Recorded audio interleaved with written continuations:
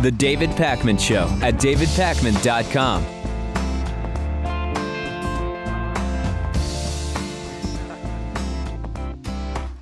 Although it is a very light shade of purple, I am wearing purple today because a couple of viewers said, David, it's Pancreatic Cancer Awareness Day, and it would really mean a lot to us if you wore purple. So I am indeed wearing purple today, November 13th. The Pancreatic Cancer Action Network has been asking supporters to wear purple, purple for a purpose. And sadly, the father of a friend of mine passed away from pancreatic cancer a few months ago, and fortunately he was able to, with the treatment that was available, be there for her wedding, which was a nice thing. But as we know, Lewis, pancreatic cancer, typically very aggressive, a very, very low 5-year survivability rate. My dad's mentor from when he was just getting into the therapy world, she now is suffering from pancreatic and actually lung cancer. It has spread and she's not doing well. And this is a very, very aggressive cancer, generally speaking. And we can hope, Lewis, that in the next 5 years, hopefully, certainly in the next 10, that the significant advancements that we're hearing about, at least in these kind of hypotheticals, we may be close to a significant improvement in survivability for some of the more common types of cancer. Hopefully that will happen sooner than later, and hopefully it will go beyond just the most common types of cancer and really help people stay alive. I mean, that's really the goal here. Yeah, this is, I think, one of the forms of cancer that has the lowest survival rate. Yeah. And it's, I think this was the same type of cancer that Steve Jobs had. It was, I believe, yeah. Yeah. And it's brutal. I hope we find an answer soon. And hopefully we also, you know, I do worry that environmental and diet factors are a big factor, generally speaking, in terms of cancer. And I'm not making any specific claims about one particular type of cancer or another, but I worry that in the future we will look back and realize how much of this cancer prevalence we brought on ourselves. And I know some people say, well, but David, the reason cancer is becoming more prevalent is because we're getting so good at preventing people from dying from other things that they live long enough to get cancer. And that's true in a certain sense, but that still doesn't separate that we should be trying to figure out what it is about lifestyle that may be exacerbating this. Right. If you look at different countries, different areas, cancer rates are much higher in certain areas, in certain places, and almost non-existent in others. And so clearly there are certain factors which are causing it.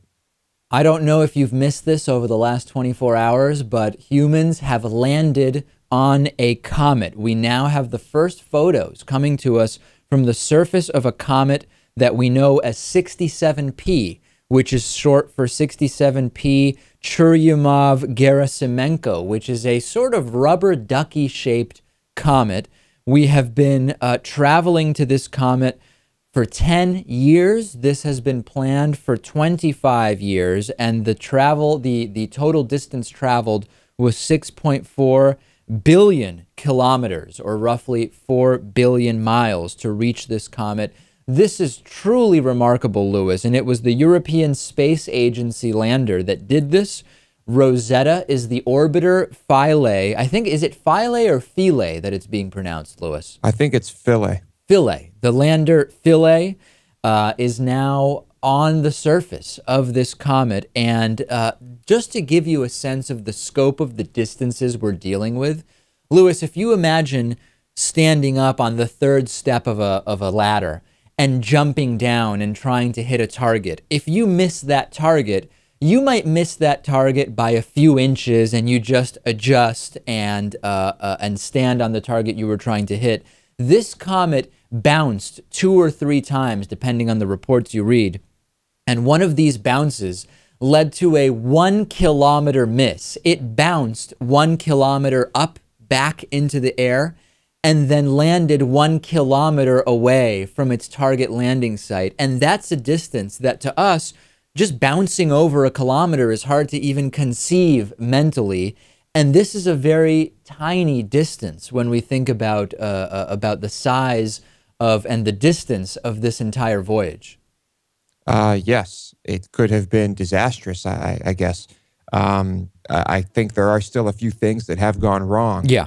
But overall, this is pretty incredible. It is. And the lander, as Lewis mentioned, the lander failed to, the gravity is so low on this comet. It is only 1/100,000th of what it is on Earth, meaning that the lander effectively weighs about a gram or 0.04 ounces. I mean, try to wrap your mind around that.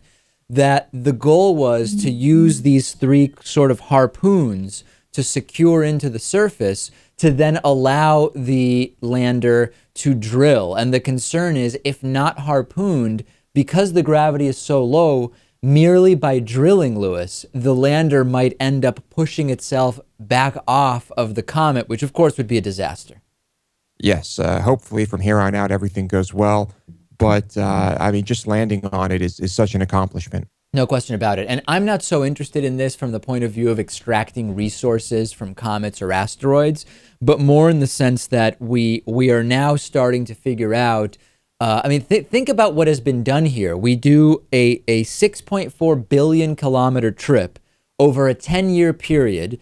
Communication is maintained with the craft. We're able to relatively precisely, remember, a kilometer is really not much in terms of the length, the distance traveled, land it. And now we are going to be doing research this far away, even though the distances that would be involved to really start traveling to other solar systems are inconceivable to us by our current technologies. This is the type of thing that we should be working on. And Lewis, it's amazing because I talk about how true space travel developments could really start blurring the lines between countries and those conflicts. This is the European Space Agency, and this has been, for the most part, fully embraced, covered in a way here in the US that really makes it irrelevant that we're talking about Europe, a part of the world that so many in the US have all of these ideological conflicts with. It really does seem to be bringing people together.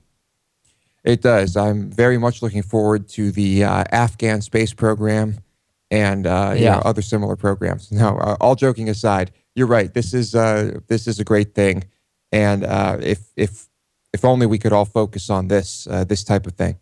There's been a meme going around on social media which says that there has been an 11% approval rating of Congress over the last few months, yet somehow 96.4% of those up for re-election were re-elected.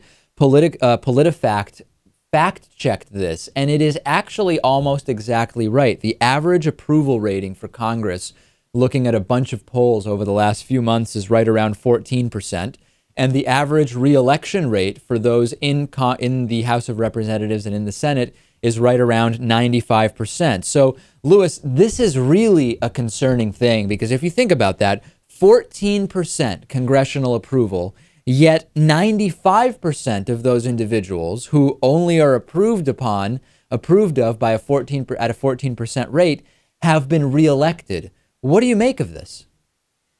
Is it as simple as sure, the voters disapprove of the job of the people they re-elected, but the other person they had to choose from was no better or worse? Is it right? That's one question, which is maybe they were all horribly unqualified, but they were up against even more unqualified candidates. I don't really buy into that. I think what this really shows us is the power of incumbency. This shows us the way in which the average person, based on their mean level of engagement with politics, votes. And what this really should be telling us as progressives is two things. We already knew that when you don't vote, you are helping Republicans, you are helping the more conservative candidate. We know that higher voter turnout helps the more progressive candidate. But by not voting, you're also furthering the status quo. And if you consider that not only are you helping the conservative candidate win by not voting, you are helping the incumbent remain in power. Not voting is the furthest thing from a neutral act that we can imagine. You are reinforcing a conservative status quo by not getting out there and voting. And the power of incumbency is incredible. And I think that's got to be one of the #1 reasons why we should have term limits for all of our congressmen and women.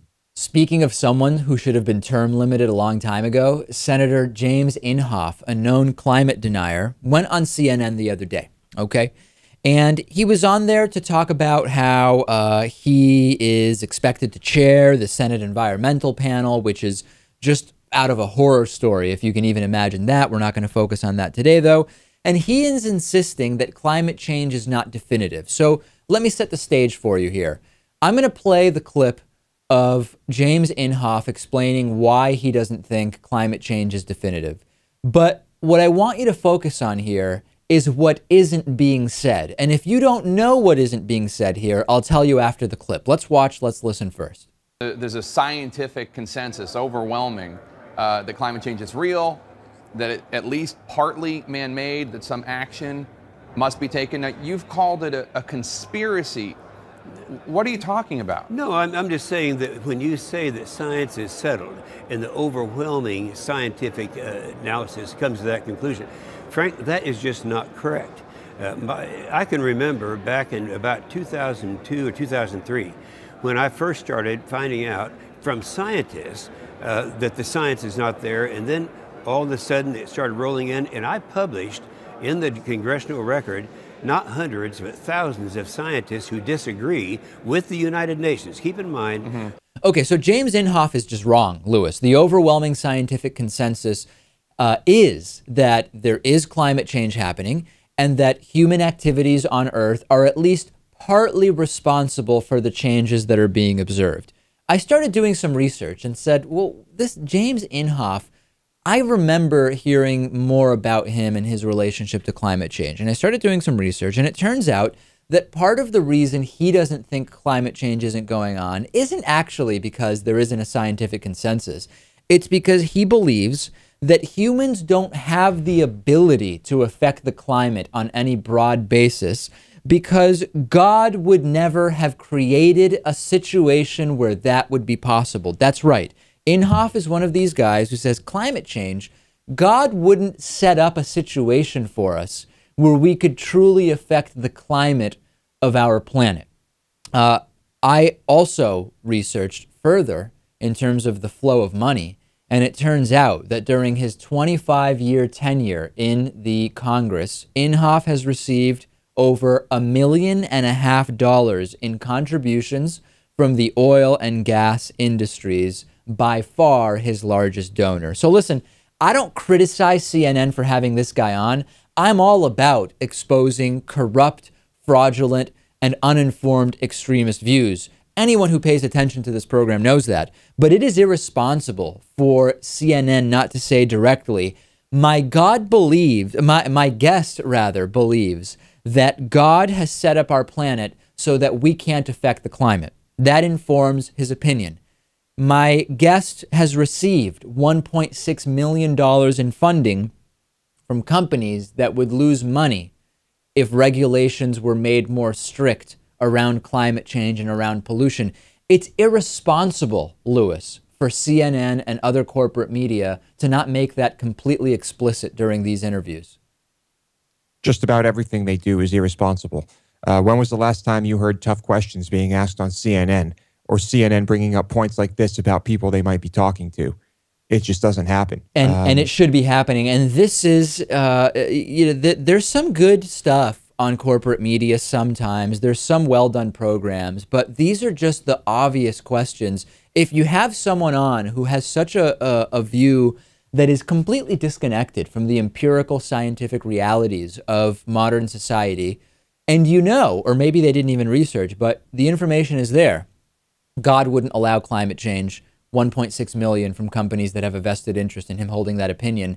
It's just absolutely shameful not to mention it. And this is unfortunately what we've come to expect from CNN and from this same type of corporate media. We have a great program for you today. Remember, you can follow me on Twitter at twitter.com/dpacman. The David Pakman Show at davidpakman.com.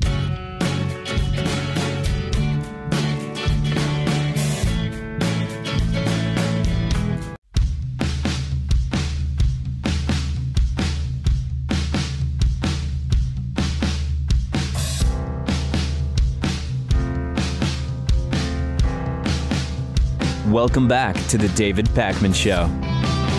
The David Pakman Show membership program is made possible in part by liberalbias.com. Liberals think they're so cool with their fancy statistics and math, but conservatives still have numerology. Find out how to use numbers without that pesky liberal bias at liberalbias.com. Today's new member of the day is Jordan Hicks. Jordan, thank you for being a David Pakman Show member. We really would not be on the air if it weren't for our members, and I encourage you to vote with your dollars. Go to davidpakman.com/membership and become a member today. And remember, we have Patriot Mail calendars for 2015. These are really nice wall calendars with member-submitted images. One of them is from Lewis. You can get the calendars at davidpakman.com/calendar15. And if on that page you get a $60 a year membership, we will give you the calendar for free. Today's recommendation. It's not that often, Lewis, that I read a new book, not one from 10, 20, 30, 40, 50, 100 years ago, and think it is just so incredible and groundbreaking. But that is the case with 1Q84 by Haruki Murakami. This is truly an amazing book. Haruki Murakami, the Japanese author. The translation that I have is fantastic. I think it's just the mainstream U.S. translation that's available for this book. And it is a long book. It is broken down into 3 kind of sub-books. That's the way in which they were originally published in Japan. And I don't even know what genre this book is. Some of my friends say this is just kind of standard fiction. Others say this is more of like a fantasy type novel, or it's kind of a more along the lines of surrealist and imaginative, like 100 Years of Solitude, or this is just straight up science fiction. It's not even clear what genre this book is, but it is a truly amazing story. I don't even want to get into the story because it's very involved and I wouldn't be able to do it justice.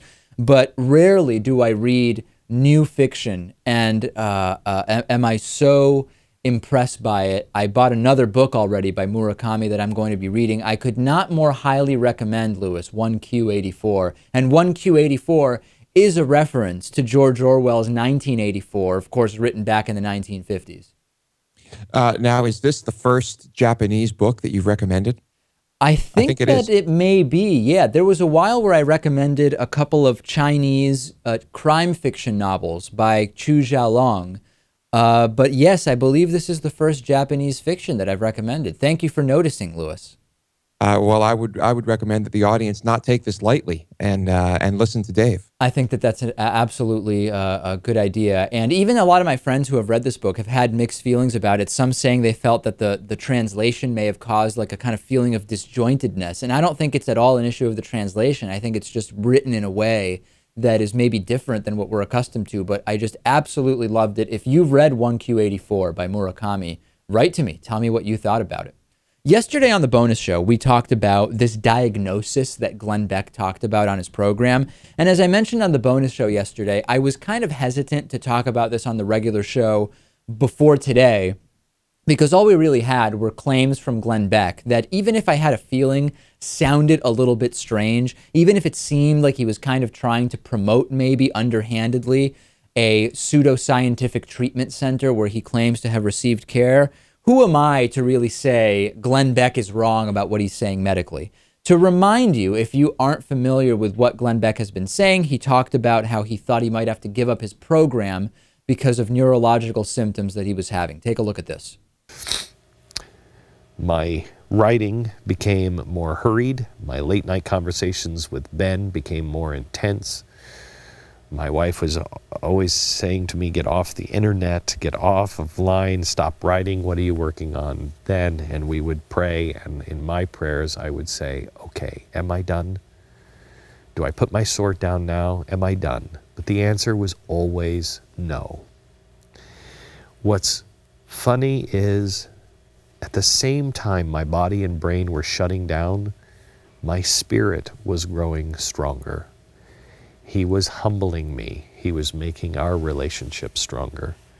And he was making really clear that I understood that he was the author of my life.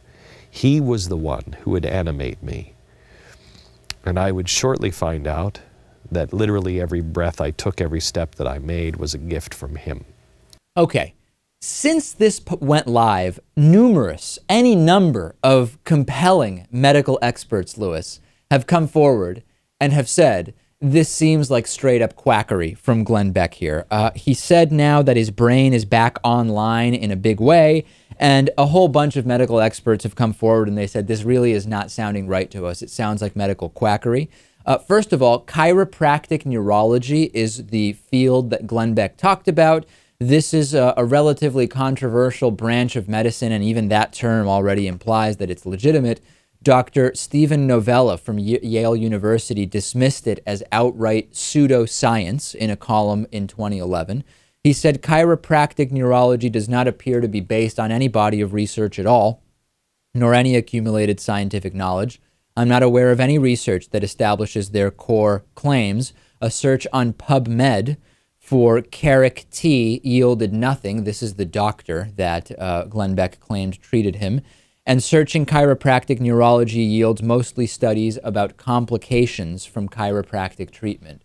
Chiropractic neurology appears to me to be the very definition of pseudoscience. Ross Story then went and spoke with a representative of Emory Healthcare in Atlanta, and that representative pointed out that the symptoms that Glenn Beck is describing don't even match adrenal fatigue, which is one condition that Glenn Beck also talked about, saying that actually the symptoms Glenn Beck describes seem to be more connected with kind of a panic sort of disorder. That's what it actually seems like. And you can look at this online. It seems like all of the symptoms Glenn Beck is describing here have nothing at all to do with the condition that he claims to have. So, Lewis, I really don't know what to make of this. I go to the doctors and the experts when I hear medical claims being made that don't sound quite right to me. And the consensus of those who have who have responded to requests to comment on this say, it seems like quackery. And where we can make the analysis would be if indeed Glenn Beck is spouting nonsense about this, which medical experts seem to believe he is doing, what's the point of it? Is it for drama on his show, to create drama? Is it to sort of funnel interest to the so-called medical professionals that have treated him for these symptoms? What do you think is even the goal here? I know that Glenn Beck is nuts, but I find it hard to believe that he was making this illness up. If he made this up, it's got to be the most despicable thing he's ever done. But, I'm finding it hard to believe that he made this up. And, is it possible that he did have something wrong with him and that the people at this chiropractic neurology center helped him? I don't think that's impossible. No, and then we would have to figure out, about it. There's something strange. Was it simply a placebo treatment, right? I mean, would anything that Glenn Beck believed in have helped him? Because if indeed the symptoms are connected with a sort of panic psychosomatic disorder, we're not the medical experts. From what the medical experts are saying, there's something very odd about this. And if in 2 months, Glenn Beck all of a sudden has a paid advertiser that happens to treat, that happens to be a chiropractic neurologist, certainly that is going to raise a lot of red flags, but just very, very strange stuff on the Glenn Beck program. Tough to know what to make of it. Mitch McConnell, as we told you, has been reelected as senator from Kentucky. When he was asked, what is your number one priority for the next couple of years, for this term until President Obama is gone, he didn't say jobs. He didn't say the environment, of course not. He didn't say inequality. He didn't say any of that stuff. He says his number one job, his number one priority is to rein in the EPA. Yes, quote, to try to do whatever I can to get the EPA reined in. He is convinced that coal has a future and that he feels a deep responsibility to stop the EPA. Lewis, this is really making me sick here from Mitch McConnell, a guy who gets millions of dollars from his wife's family, a family that is involved in the freight industry. They recently were caught with 90 pounds of cocaine. They, of course, are hoping that emission standards are not going to be tightened. They're in one of the fields that is a huge, huge polluter, any kind of freight, really. And Mitch McConnell all of a sudden says his priority is that the EPA is doing too much and he needs to rein in the EPA. And as we know, Lewis, the EPA is not doing nearly enough. Yeah, there are some serious conflicts of interest here. And, I think there are probably a lot of his constituents who like hearing this for one reason or another.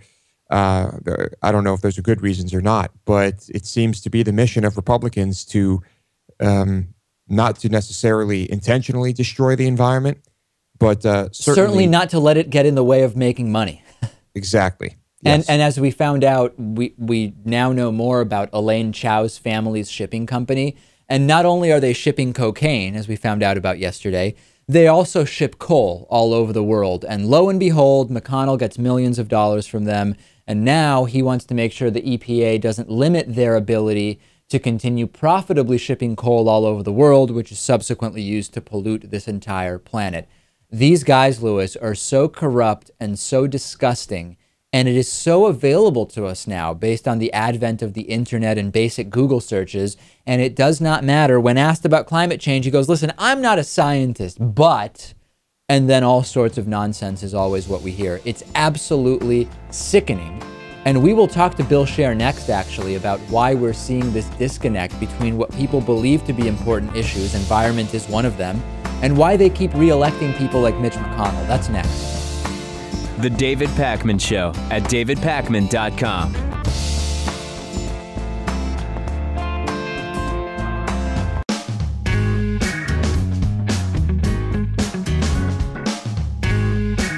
Welcome back to The David Pakman Show. We're joined once again today by Bill Scher, who is a senior writer at Campaign for America's Future. And Bill is here, not so much, Bill, to do an analysis of the candidates who won per se, but more to talk about what a lot of my audience has been emailing in about, which is the seeming discrepancy between the candidates that were elected on the Republican side last week and how their views seem to differ drastically from the views of the voters who voted for them on particular issues. And this ranges from the minimum wage, like we saw with Tom Cotton, to Obamacare, as we saw with so many of these newly elected Republicans who ran on the completely impractical position of repealing Obamacare, but regardless, something that people agree with on the tenets, on its content. Broadly speaking, do you see this discrepancy? Well, I think the Republicans did a better job in 2014 at blurring a lot of these distinctions and taking away the Democratic advantage in some of these areas.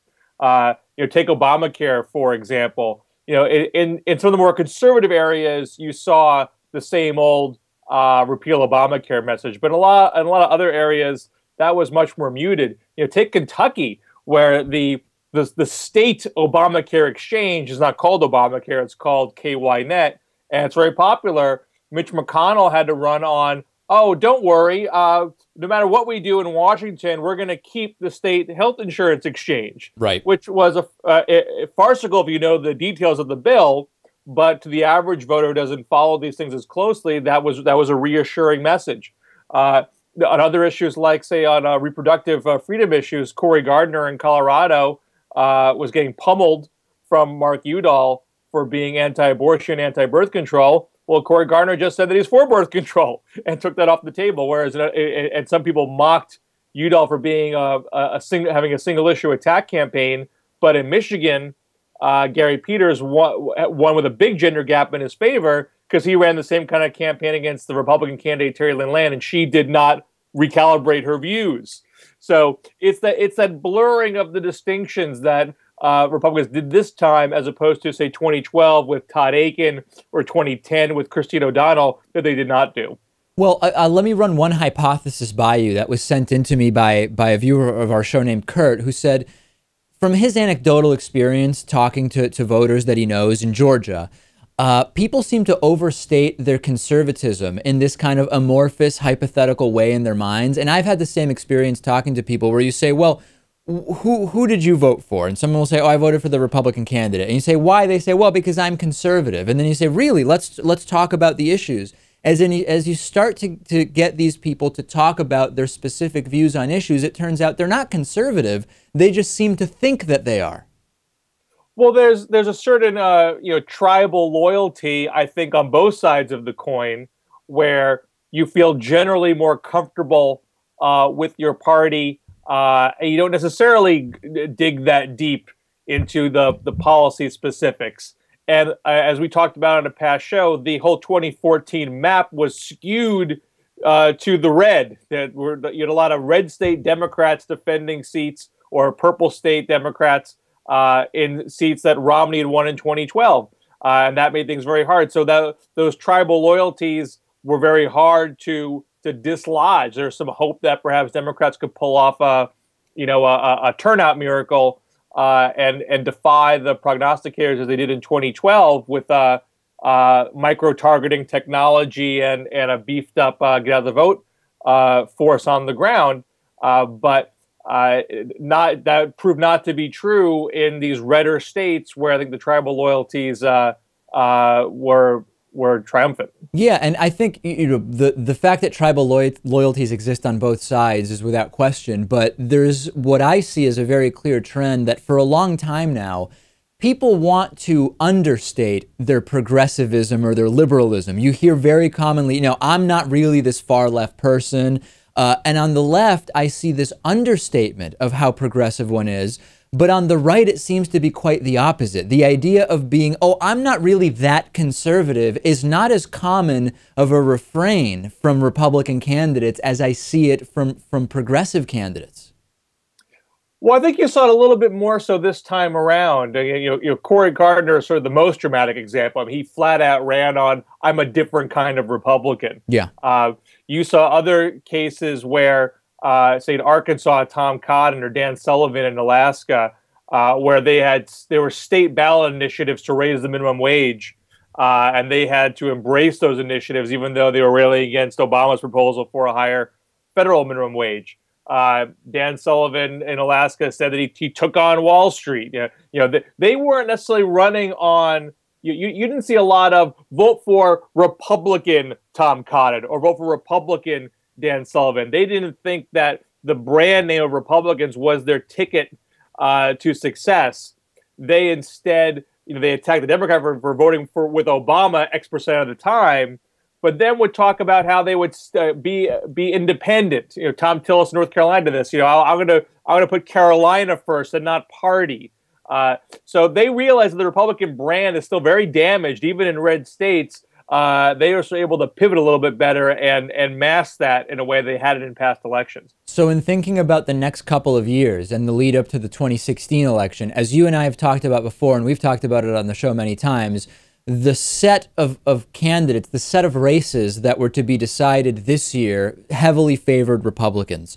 Will that be different enough in 2016 that you don't think Democrats need to put into place some kind of significant strategy shift? Or do you think that in spite of a more favorable map in 2016, a more favorable set of election campaigns, that progressives really need to do something differently in the next 2 years? Well, we know the 2016 map is more favorable. We know who's up for re-election in the Senate. You have a lot of blue state Republicans as opposed to this time we had a lot of red state Democrats. And we know that in a presidential year, these unlikely voters, young voters, unmarried women, people of color, they have shown to be more likely to turn out in those presidential years than in a midterm. So we know that's in place. What we don't know is what the backdrop's going to be. How does the economy look in 2016? How does the foreign policy landscape look in 2016? How have the Republicans in control of Congress, how have they behaved in the past 2 years? Did they prove they're serious about governing, or have they been doubly as dysfunctional as they have been the last 2 years? You have to know those things before you can decide what the specific strategy is going to be. Although obviously, I think it would behoove Democrats to have their own agenda. I don't think it makes sense to be an empty party. Republicans did that this time around. They were a party of no agenda, and that works well enough in a midterm year if you're not too badly called on it. But it's a big risk once you do win and you actually have to govern. Then they're not really in a position to govern right now. In a presidential year, it's much harder to run on an empty platform. So they need to think about people are with them in general. They don't want to be they don't want to see the party of the 1% be in charge. They want to see a party that fights the middle class. There is a skepticism that Democrats can deliver, which Republicans have abetted by blocking everything. but it still puts the onus on Democrats to say, here's what we would do. Here are our ideas that are actually going to make a big difference.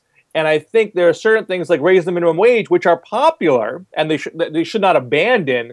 But I think people are skeptical that that is sufficient to actually solve the problems of slow job growth and stagnating incomes. Well, what's amazing to me about that is that you have a contingent on the right that believes that just reducing the debt and deficit is going to solve those problems, which we know from talking to actual economists is not the case. For whatever reason, you have a contingent on the right that continues to tout that notion. Well, what's doubly nuts, because number one, the deficit is down. It's down dramatically over the past 5 years. And they just sort of ignored that, going into the election. Yeah. And so it's actually proven that as good as that might be for your long-term fiscal health, it doesn't automatically improve things economically for people in the now.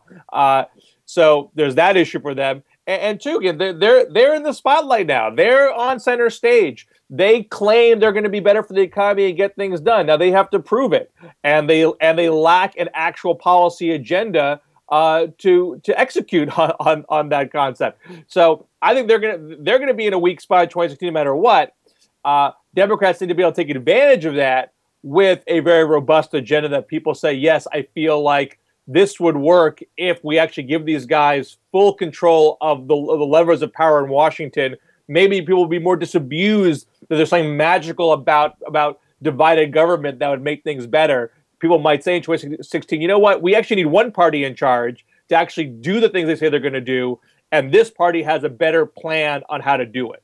Well, I hope that we start hearing about what that cohesive plan is going to be from Democrats, and not a month before the election, but we're of course going to continue following it. We've been speaking with Bill Scher. He is senior writer at Campaign for America's Future. Thanks as always, Bill. Thank you. The David Pakman Show at davidpakman.com.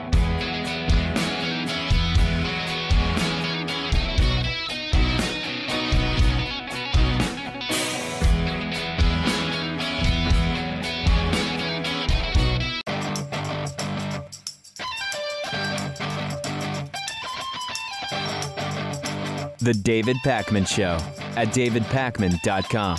Yesterday, we talked about the story of a woman in Wisconsin who is facing bankruptcy because of medical expenses. And I said, if you're in a country that has a different system, write to me. What is your view on this? And the responses poured in, Lewis. I have a couple here that I'll share with you. One is from Emma. Emma lives in Finland, and Emma wrote to me and said, David, I saw your segment on hospitalization leading to personal bankruptcy. To me, the whole system is quite incomprehensible. I live in Finland, a so-called welfare state. We have progressive taxation, which funds the healthcare in our country. These healthcare benefits are available to all based on citizenship. According to our Constitution, the state is to provide its citizens social care and healthcare. In Finland, we have a social insurance institution. It's a government agency. They handle retirement pay, child benefits, unemployment benefits, sickness benefits, health insurance, and student benefits. We also have healthcare centers, which offer free or cheap healthcare for local people. If I contracted the bad flu, I could reserve a visit to the doctor at a local healthcare center free of charge. Even without a reservation, it would only be around €15 or so. Children under 18 and war veterans get healthcare for free. Finland gives their war veterans far better treatment than the United States, a country that is known all over the world as being the military country. It is absolutely shameful. By the way, Emma says that you still have a private insurance market in Finland. People can choose to have extra insurance if they so desire and go to private hospitals, etc., as is the case in most countries, actually, that have national health care. I also heard from Jonas in Denmark.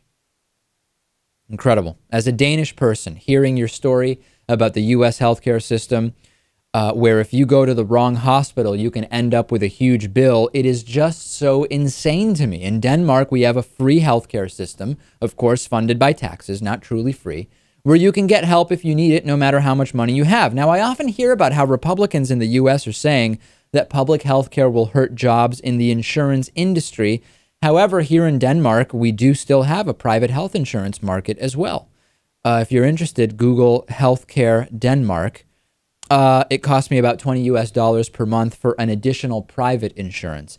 Yeah, it's pretty discouraging to read this stuff. I mean, this immoral for-profit system in the U.S., Lewis, It's just not even computing with people in much of the world. I got emails from Canada, also people talking about their system. It's one of the saddest components of American culture in my mind. And I mean, the most shocking thing of all is, let's remember that we were starting to move in the direction of a system like this. Yeah. And then we said, wait a minute, the Germans are doing this. This must be a really bad thing. We have to avoid this at all costs. Yeah, and that wasn't the only thing that pulled it down, but absolutely, after World War I, all of a sudden, Germans were bad, and they had a system like this, and we were thinking about it, and why would we do the same thing as the evil Germans? And that did partially derail it. You're absolutely right. Update on FIFA and the World Cup. There has been an investigation into bidding for the 2018 and 2022 Soccer World Cups. Allegations were that there may have been bribes paid, that otherwise it was a completely fraudulent and bogus procedure that was used. The FIFA investigation into itself, which was run by an attorney, determined that FIFA did absolutely nothing wrong. Now, you say to yourself, well, FIFA decided to hire an attorney to investigate FIFA, and then the attorney gave the results to FIFA, and FIFA just published them. So it was actually an outside attorney that determined there was no wrongdoing. Not exactly at all, because the attorney, Attorney Garcia, who did the investigation, after this announcement was made by FIFA, said, hold on a second, that's not what I told FIFA. I presented other information to FIFA, and FIFA is saying, well, based on our interpretation of Attorney Garcia's investigation, we are clearing ourselves of wrongdoing. So in short, FIFA does a report, they get the report, and reinterpret that report to say they did absolutely nothing wrong. I'm convinced, Lewis. And if they did find that there was wrongdoing, the punishment would have been handled by who? FIFA. Right, yeah. At this point, we've made it abundantly clear that there should be no World Cup in Qatar, and that doesn't even have anything to do with the bribes. Bribes aside, bribes may be the explanation as to why it ended up going to Qatar, but that's not the reason even why it shouldn't. I mean, we're talking about a slave state here that subjugates women. It is it's one of the last places on this planet where we should be having a World Cup. And it seems like both 2018 and 2022 were rife with corruption, but FIFA doesn't think so. So that's something, I guess. We need teams, players, and coaches and fans to start protesting FIFA in any way they can.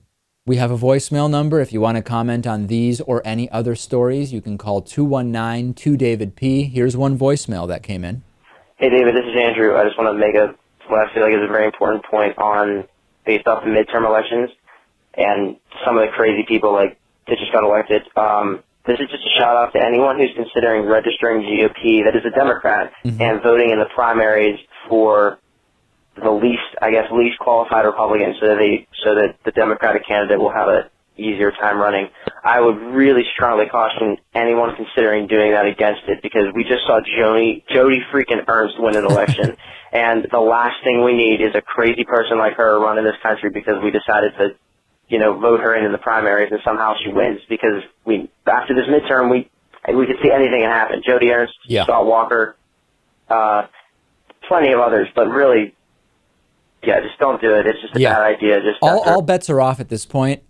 Anybody is fair game for the Republican Party to elect. They elected Gordon Klingenschmidt, a guy who publicizes that he exorcises homosexuality out of people. He was elected in Colorado, okay? So yeah, I agree with the caller here. Be very, very careful about these strategies. On today's bonus show, removing religious references from school calendars. Russia to build atomic reactors for and in Iran, and Lebanese citizens are being fed crap. And when we say that, we're actually speaking literally. Lewis will talk to us about that on the bonus show. DavidPakman.com/membership to become a member and get access to the bonus show. And of course, DavidPakman.com/calendar15 to get your free Hatriot Mail calendar with your yearly membership.